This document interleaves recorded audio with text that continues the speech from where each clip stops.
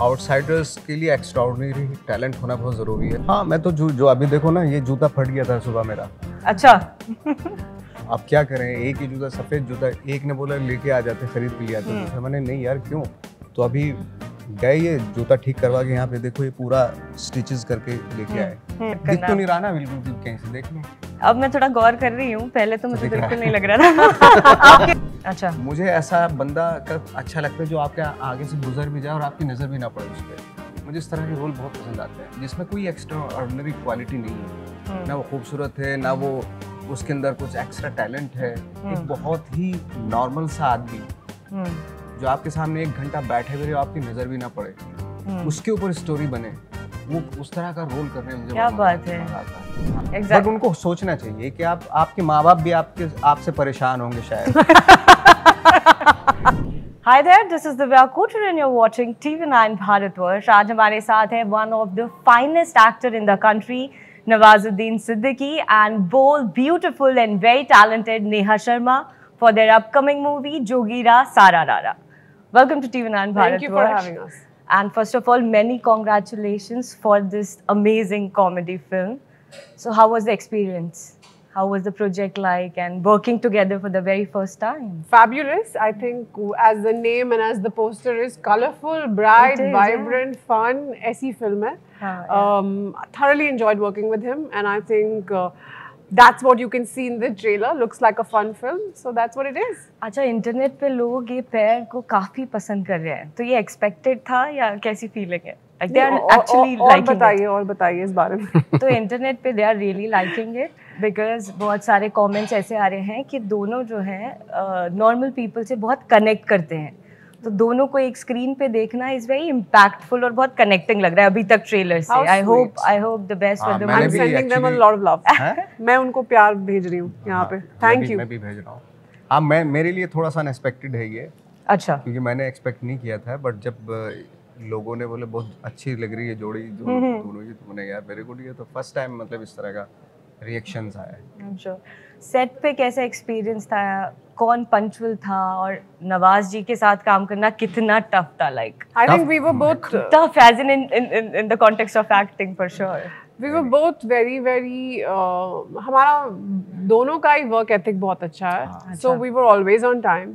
No one was waiting for another person. And you know, that was something I really appreciated about Nawaz. I think he was always on time, which is respecting the other person also, right? It comes from there. तो वो बहुत अच्छी बात थी. Intimidating नहीं, because I was really looking forward to it. So I wanted to seize the moment and learn things from him and do my bit so that the film turns out to be good. So yeah, intimidating नहीं, but in awe, yes. Yeah. Nawaz ji, you are a complete method actor, brilliant actor. तो जो comedy का जो genre है, तो वो तो आपके लिए एकदम ऐसे नेचुरली निकल जाता होगा, एफर्टलेसली, कि यार लाइक एफर्टलेस के पीछे तो बहुत एफर्ट करना पड़ता है। तो क्या ये सच है क्या लोगों को हंसाना ज़्यादा मुश्किल है या नहीं? हंसाना रुलाना दोनों मुश्किल है, और उससे भी टफ चीज़ है एक सोचने में मजबूर कर देना, एक ऐसी परफॉर्मेंस जो सोचने में मजबूर कर दे, वो सबसे टफ होती है। अच्छा। उसमें आप इमोशन नहीं डाल सकते या हंसा नहीं सकते उसमें, बट सोचने में मजबूर कर रहे हैं, वो बहुत ज़्यादा टफ है। जो इमोशन हमारे यहाँ एक्सप्लोर नहीं किया गया अभी तक। कॉमेडी और ट्रेजेडी क्या है कि हम खुद अपनी लाइफ में या तो हंसना चाहते हैं या रोना चाहते हैं। ये दो चीजें बहुत ही प्रोमिनेंट हैं। हाँ, इनबिल्ट तो प्रोमिनेंट इमोशंस हैं। तो इसके अलावा जो दूसरे इमोशन है वो थोड़े टफ होते हैं। आई एम श्योर आप दोनों आउटसाइडर्स हैं and you both have made it large. He's made it large. I'm still making it. Yes. Still there, मतलब comparatively, if you'll compare, you'll feel blessed, right? Yeah. I feel है ना, grateful. मतलब outsider से अगर comparison किया जाए तो उसके क्या कुछ, हमेशा हमने नुकसान की बात की है, तो आउटसाइडर्स के क्या कुछ फायदे हैं? मतलब कुछ आपको ऐसा लगता है कि ये बेनिफिट है उस चेन से ना आने का, जिस तरीके से इंडस्ट्री इवॉल्व हो रही है उसको मद्देनजर रखते हुए? आई थिंक आउटसाइडर्स के लिए एक्स्ट्राऑर्डिनरी टैलेंट होना बहुत ज़रूरी है, तभी जाके उसका कुछ होता है। आज जो भी, चाहे मैं हो, चाहे हम हो, चाहे दूसरे भी जो एक्टर्स हैं, डेफिनेटली कुछ ना कुछ तो होगा, तभी तो इंडस्ट्री ने पूछना शुरू किया है ना। हाँ, उनके लिए थोड़ा इजी हो जाता है इजी क्या, बहुत इजी हो जाता है। अब ये मैं नहीं कह सकता हूँ कि उनके अंदर टैलेंट नहीं होता, लेकिन इजी हो जाता है उनके लिए। इजी हो जाता है। हाँ। आप दोनों ने बड़े पर्दे पे काम किया है और OTT के लिए भी काम किया है, तो क्या Neha and Nawaz ji, both of you, आपको ऐसा लगता है कि OTT पर काम करना आपको एक ज़्यादा इंडिपेंडेंस देती है, स्पेस देती है, लोगों को ज़्यादा अपॉर्चुनिटीज़ मिलती है काम करने की? Yeah, he's done the biggest OTT show, which was the pioneer of OTT with Sacred Games, of course. मैंने भी देखी है. So I feel like that was the beginning of it all. अभी मुझे ये लगता है the biggest thing about OTT that I have to mention is they always said directors medium, but box office काफी हद तक वो control करता है, because then they say नहीं इसको लेना है because this is viable, ये project viable हो जाता है. But with OTT I feel there's at least that freedom of choice where you think चलो this person and this person could, अब उसमें भी अब धीरे-धीरे I feel like it's getting diluted and people have started bringing their two bits and saying नहीं this that whatever. But initially जब OTT शुरू हुआ था I felt it had that. It could break the rules. The stereotype of Bollywood, and we could have amazing talent being part good content it. And the most. अभी भी एक बहुत बड़ा फायदा है that there's a lot of employment, बहुत सारे लोगों को काम मिल रहा है, and which is a great thing. Yeah, I'm sure. तो अगर इस फिल्म की बात करें तो जुगाड़ू और फाड़ू, ये जो कॉम्बिनेशन है, ये कैसे स्क्रीन पे लोगों को नजर आएगा? इससे क्या, किस तरीके का उन्हें मैसेज जाएगा apart from the entertainment? Fun film है, एंजॉय करेंगे लोग। वैसे ही इतना गर्मी है और उस ऊपर से इतना स्ट्रेस हो जाता है गर्म वेदर की वजह से भी, आसपास के माहौल की वजह से। ऐसे में अगर आप स्ट्रेस है आपके ऊपर, आप ये फिल्म देखते हैं तो आपका सारा एब्जॉर्ब कर लेगी वो सारा स्ट्रेस। इस तरह की फिल्म है और लाफ्टर्स हैं, बहुत मजा आएगा। और सारे see the great actors, Sanjay भाई चाहे अपनी ये हों, कुछ सिमिलैरिटीज हैं कैरेक्टर की कि आप हैं थोड़े जुगाड़ू टाइप के या नेहा आप हैं थोड़ी फाड़ू टाइप की? ये तो हैं जुगाड़ू, इनका जुगाड़ मैं सुन चुकी हूँ कई बार। क्या एक हाथ अगर आप कोई किस्सा सुनाए जुगाड़ का, मतलब जो अभी तक ना सुनाया हो, एक हाथ कुछ बचा हो कहीं?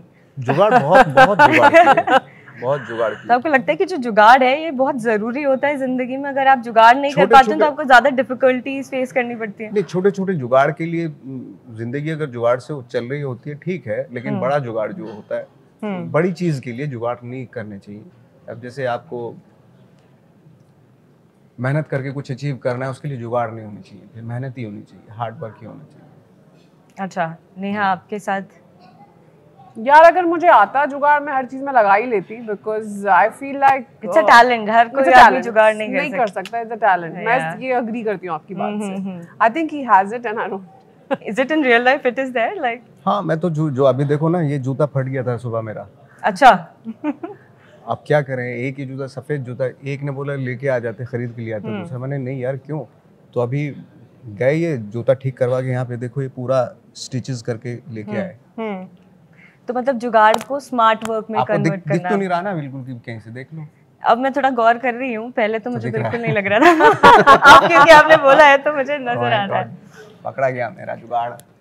अभी तक आपने बेहतरीन काम किए हैं, मतलब बहुत ही कम ऐसे कोई कैरेक्टर हैं जिसको 19-20 भी किया जा सके, लेकिन आपका वो कौन सा पर्सनल है जो आप जो कौन सा कैरेक्टर है जो आपसे काफी करीब है? Yeah, I would like to know what's your favorite. And I really want to know a small story behind it. मैं frankly speaking जो मेरे फेवरेट कैरेक्टर होते हैं वो कभी लोगों को बहुत कम पसंद आते हैं। जैसे फोटोग्राफ का जो कैरेक्टर था वो मेरा फेवरेट कैरेक्टर है।